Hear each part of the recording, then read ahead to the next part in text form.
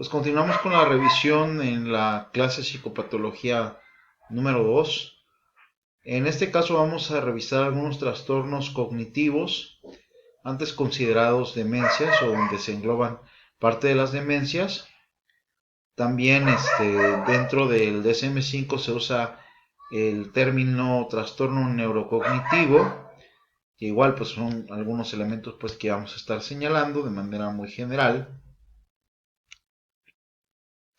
Pues ahora sí con esta guía rápida pues de Morrison que estamos utilizando, al inicio de los trastornos cognitivos se habla acerca, por ejemplo, del delirium, ¿sí? Como tal. Ahorita vamos a precisar algunas cuestiones que tienen que ver con este término pues que menciona. Antes, el comentar pues que por lo general los trastornos cognitivos se refieren a ciertas deficiencias supuestamente en el área de la ejecución, análisis de información y también la memoria, atención, percepción, entre algunos procesos más. Vamos a ir comentando, por ejemplo, las características esenciales del delirium. Supuestamente en un periodo de corto tiempo el paciente empieza a desarrollar problemas como falta de sensibilidad a la atención y la orientación y se establecen algunos cambios cognitivos adicionales en el uso del lenguaje, como que cierto grado de desorientación. La causa supuestamente puede deberse a una afección física o algún consumo de sustancias o una intoxicación como tal. Tenemos igual diferentes tipos.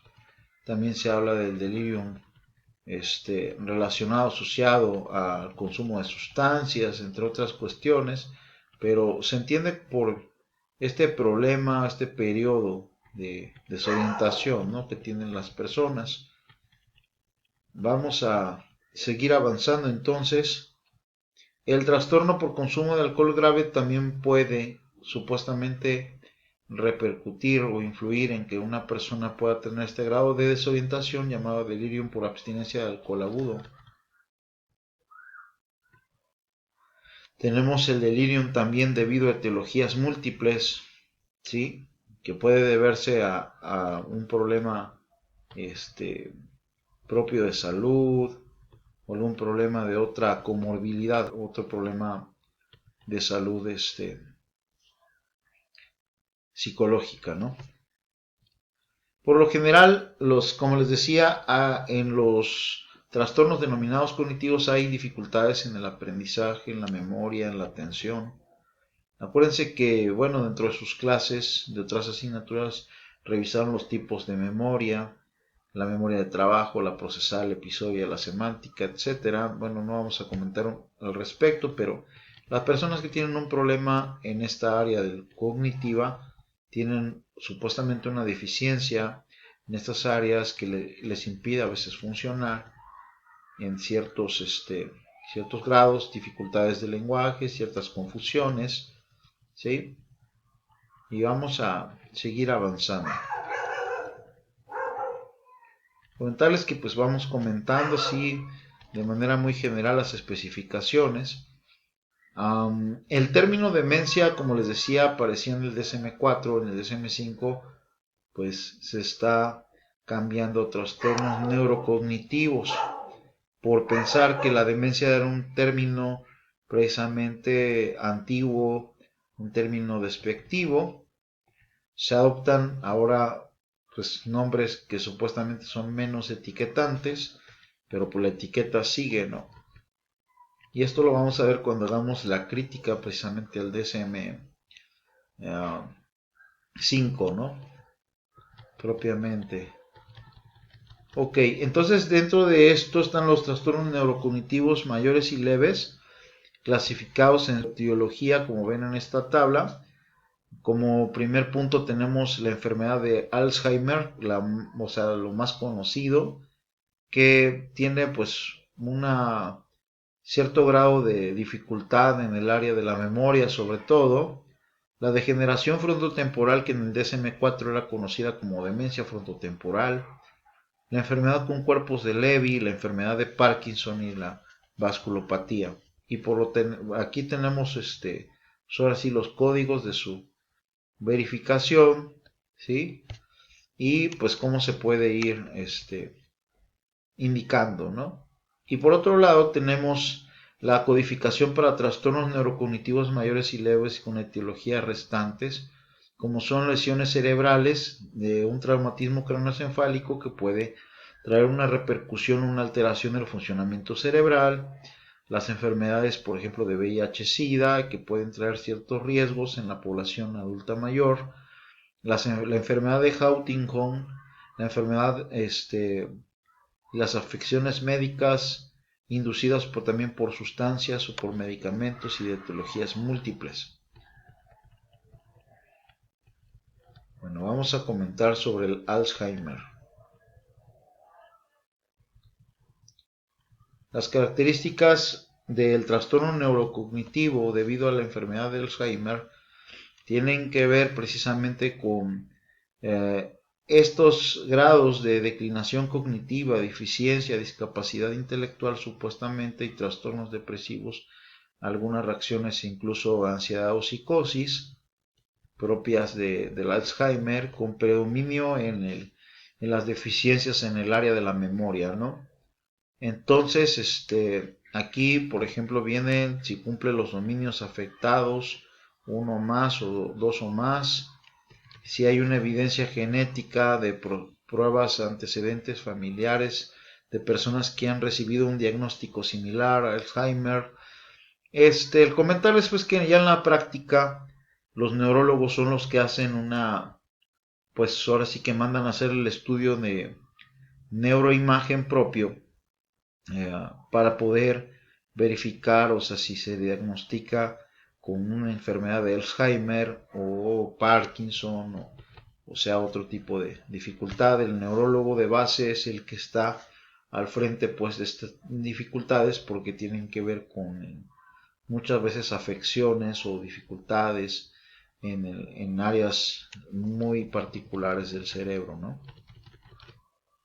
En la práctica pues así se lleva, o sea, el tratamiento de base en estas dificultades lo llevan los neurólogos.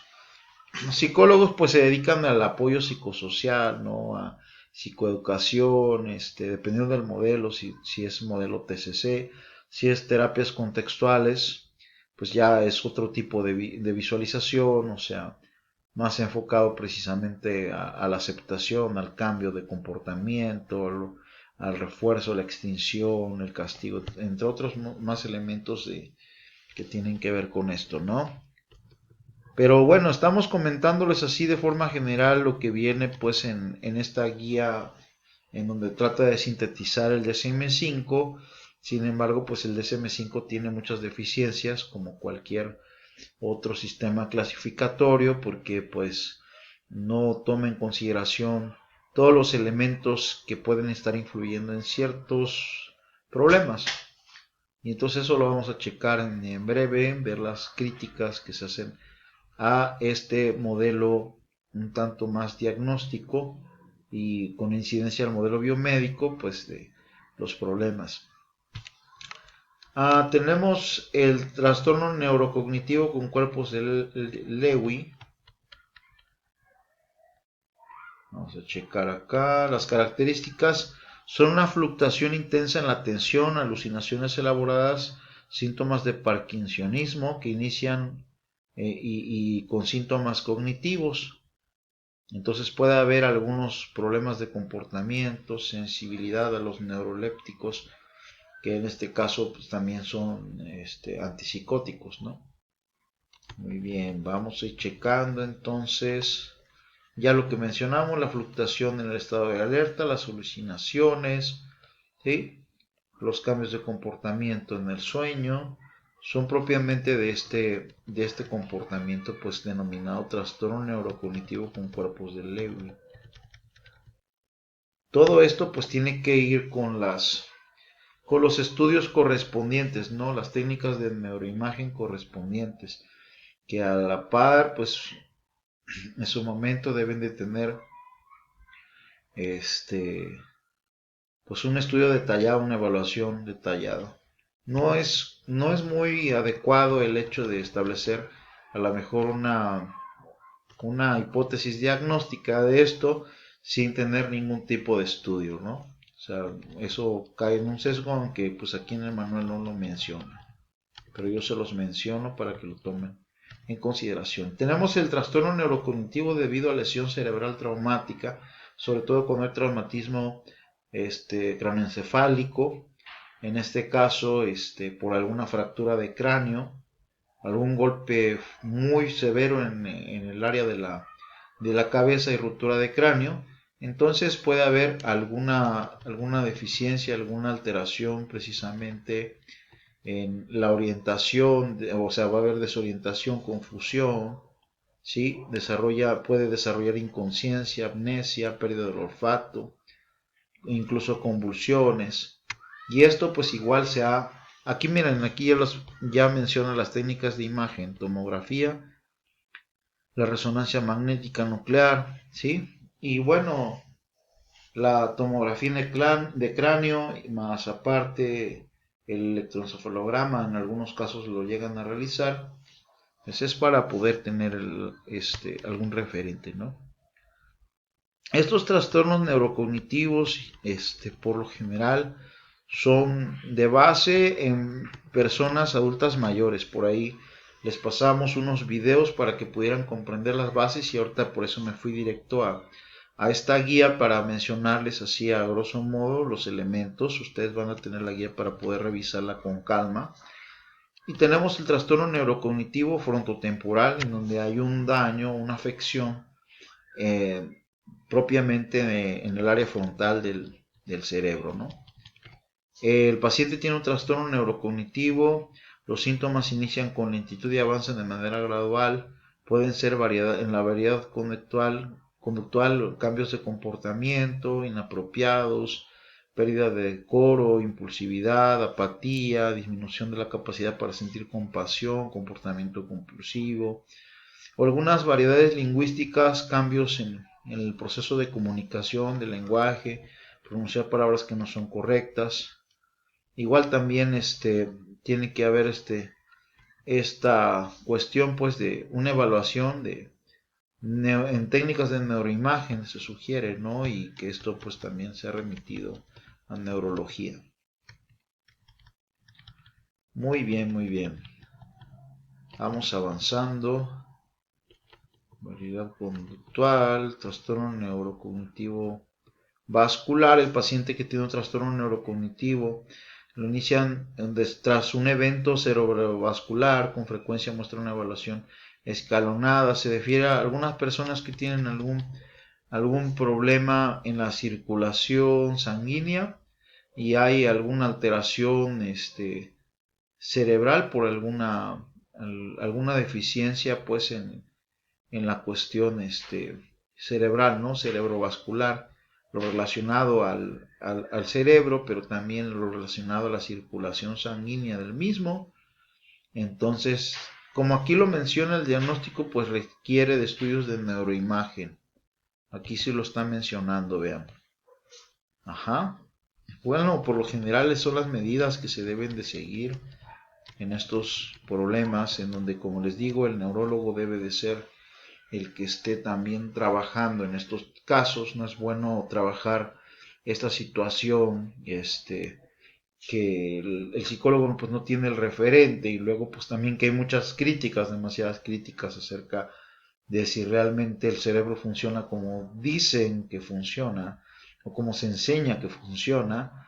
Entonces, pues lo mejor es también apoyarse en estos profesionales y realizar un trabajo multidisciplinario. Y tenemos la enfermedad de Parkinson como tal, la enfermedad de Huntington.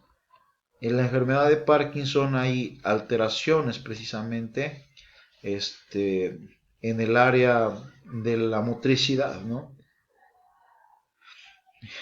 Y bueno, pues también se deben de checar ciertos síntomas y para poder diferenciar entre uno y otro, ¿no?